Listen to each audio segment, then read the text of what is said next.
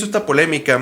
Primero, si quieres, explícale a la gente que amablemente nos acompaña, ¿qué es lo que pasó? O sea, ¿qué es lo que se publica? Los libros de texto, ¿verdad? Y básicamente, ¿qué es lo que más causó escozor?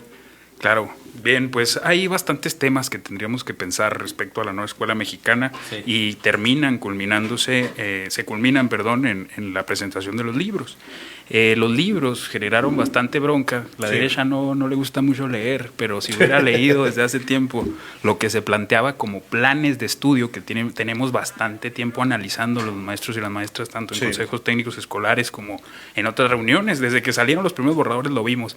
Ahí ya había contenidos e intenciones de pensar una educación por proyectos basada en el progreso científico, y cuestionaba a las educaciones o al proyecto educativo que se había planteado en otras reformas, que muchas veces más bien se dicta desde organismos internacionales. Claro. Entonces, básicamente ese es el proceso. Hay bastantes cosas que decir sobre el tema, pero una de las cosas que más les ha molestado, digamos, a estas oligarquías, pues es el que ellos y ellas tenían, mediante empresas, el monopolio de la producción de libros de texto. Eso en secundaria era la nota. Entonces, o sea, el texto vale madre, cabrón. Claro, era el negocio. Es quien nos facturaba los libros. Bastante, cabrón. Bueno, y si me permites como contexto, ¿por qué han dicho que incluso ha afectado el contenido? Salía Ricardo Anaya y luego salía también Marco Bonilla a hablar de las matemáticas. Quitaron fojas de las matemáticas, pero me da risa, güey, que dicen, dice Anaya, unas 13 paginitas de matemáticas. O sea, les llamó la atención la cantidad, no necesariamente la calidad. La calidad. O sea, ese tipo de gente, como dice Andrés, que no lee, que está acostumbrado a leer encabezados y no la nota, por ejemplo. Dice, ay, cabrón, 13 paginitas, ¿verdad? Las contaron. Y Marco Bonilla en su video también dice, son muy pocas fojas. O sea, güey, no es leer, sino qué cantidad de hojas, ¿no? Bueno, para darle un contexto a la gente que amablemente nos sigue, es que la nueva escuela mexicana, Andrés, y corrígeme por favor si me equivoco en algo, plantea una perspectiva distinta en las formas, no necesariamente en la cantidad de información, sino en la manera en que se maneja. Bien comentabas ahorita hablando de proyectos, son básicamente 5 distintos tipos de libros. En lugar de tener la mochila llena de 12, 13 libros, uno de español y grueso, uno de matemáticas y pinche grueso, uno de naturales. Son 5 tipos de libros. Nuestros saberes es una, que habla de distintos temas. Otro de lenguajes, ¿verdad? Se llama lenguajes, y otros 3 de proyectos. Esto es lo interesante en la nueva propuesta educativa, que todo, Fernando, se basa en proyectos. Entonces, ¿por qué no hay un libro de matemáticas? ¿Por qué no se le va a guacarear toda la información matemática a los niños como tradicionalmente nos hicieron?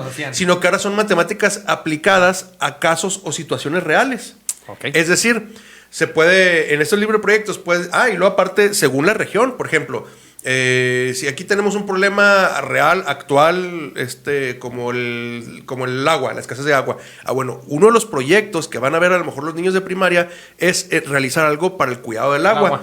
Ahí en ese proyecto van a hacer matemáticas, van a leer, van a redactar. O sea, van a conjuntar todas las materias en un proyecto. Entonces ya no es la información nada más porque sí. Ya no es matemática sin contexto, sino ya es matemáticas aplicada a un caso concreto. Genial. ¿Estoy equivocado en esta percepción? No, de hecho, totalmente de acuerdo. Es una cosa muy interesante. Me pongo de pie, cabrón.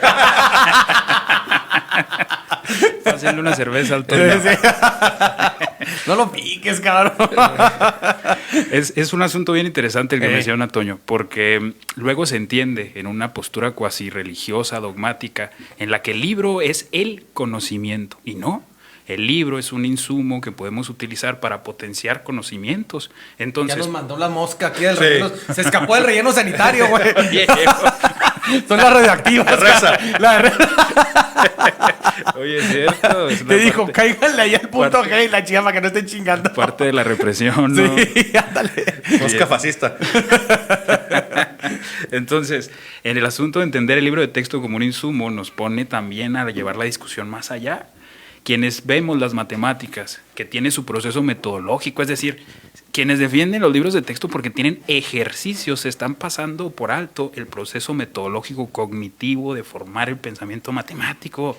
O sea, no es nada más formar a niños y niñas en repetición de ejercicios, sino en pensar cómo se produce el pensamiento matemático. Y para eso no me voy a meter mucho, pero tendríamos que hablar de seriación, por ejemplo, tendríamos que hablar de otros procesos que tienen que ver con manipulación de objetos. Entonces todo eso se distancia de ver el libro como el conocimiento en sí mismo. Claro. Y hay una cosa muy interesante también, que es quienes están criticando que se quite o se ponga matemáticas, casi parece que no ponen en la ecuación al maestro o la maestra que está en el grupo formado en una licenciatura, que tiene conocimientos pedagógicos, muy buen punto, para llevar a cabo una estrategia educativa en donde estén involucrados todas y todos, y ahí se potencian esos aprendizajes. Y los proyectos es un perfecto referente para entender la educación como algo que nos ayuda a resolver problemas, no a resolver ejercicios sin ninguna finalidad.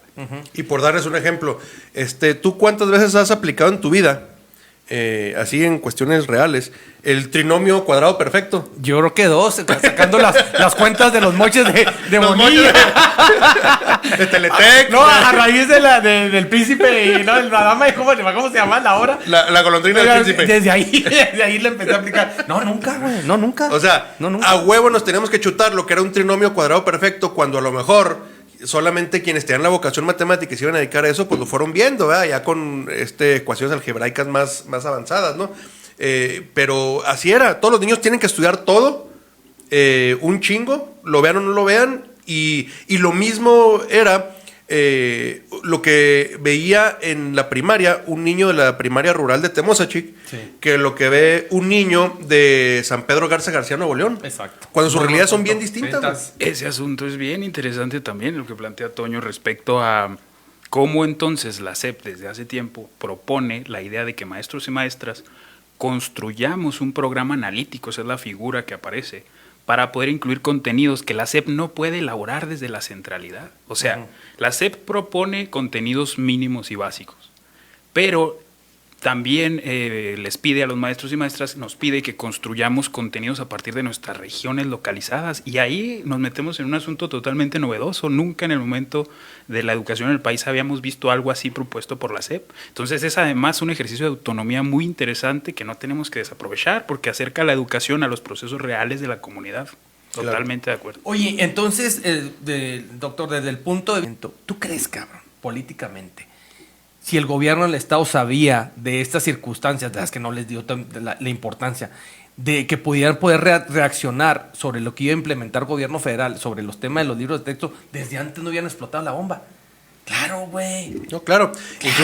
Incluso en ese tema que comentas, desde lo político hasta lo que comentabas de si le pueden meter mano o no los libros, es importante aclarar que, porque pareciera que los críticos quieren hacer ver como si los libros fueran una ocurrencia del gobierno o una ocurrencia incluso de López Obrador, ¿verdad? Exacto. Que es el rival, que es la figura odiada. Él inventó el neoliberalismo incluso. Sí, esa palabra la inventó él, ¿verdad? Sí. O sea, a ver, estos libros no es una ocurrencia del presidente de la República. Si nos haces el favor, maestro, de platicarnos más o menos cuál es el proceso, porque se hicieron meses de trabajo donde incluso maestros chihuahuenses participaron. Claro. O sea, hay uno de los discursos y de los argumentos que están de las personas que se oponen a los libros de texto, en donde dicen, oye, pues no sabemos quién los hizo. Entre los maestros y las maestras, y además a partir del sistema educativo circuló una convocatoria en donde hay ya bastantes testimonios en las redes sociales de maestros y maestras que participaron en la elaboración de los libros de texto. O sea, no es ni una ocurrencia, ni está echado al vapor. O sea, hace tiempo que se ha llevado un proceso de estudio de los planes y entonces, programas. ¿por qué no lo detonaron desde antes? Mira, por lo que decíamos ahorita, no les gusta leer las cosas. No, pues depende a quién mandaron, también qué maestros mandaron. Bueno, con el debido respeto. Ponte por fuerza dos últimas imágenes mientras sigue comentando el maestro Andrés Varela. Son dos ejemplos de varios más, ¿no? De compañeros. Tú conoces compañeros que participaron en la elaboración de libros. Claro, incluso cuando hacemos estos comentarios tanto en los perfiles o de Facebook o de las redes sociales, hay compañeros que yo puedo conocer, y eso que no conozco a todos los maestros del Estado, aparecen con testimonios. O sea, es un asunto en el que tenemos que poner los ojos, porque luego parece que entonces estos libros alguien los inventó. No, hay un proceso meses de trabajo y aparte descalificas a estas profesionales. Por ejemplo, participa la maestra chihuahuense Roserlinda de la Cruz Barrón en la elaboración del libro de texto gratuito 2023. Fíjense, es una nota de hace 8 meses. Cabrón.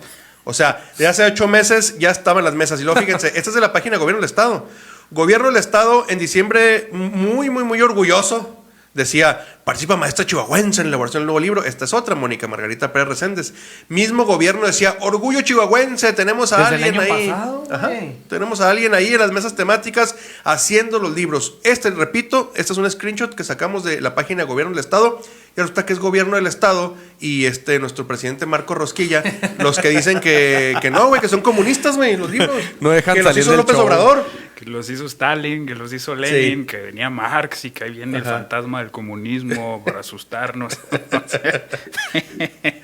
Entonces, aquí, lógicamente y prácticamente, ellos estuvieron de acuerdo en lo que se iba a implementar en estos nuevos libros. Pues por lo menos conocieron el proceso. Claro. Es que hubo un proceso. Volvemos a lo que planteas ahorita atinadamente. A la hora del uso electoral de una situación, pues empiezan a tomar estas decisiones. Oye, maestro, doctor, y obviamente como así participaron ciertas representantes de Chihuahua, participan de todo el país. Claro. O sea, es una construcción colectiva.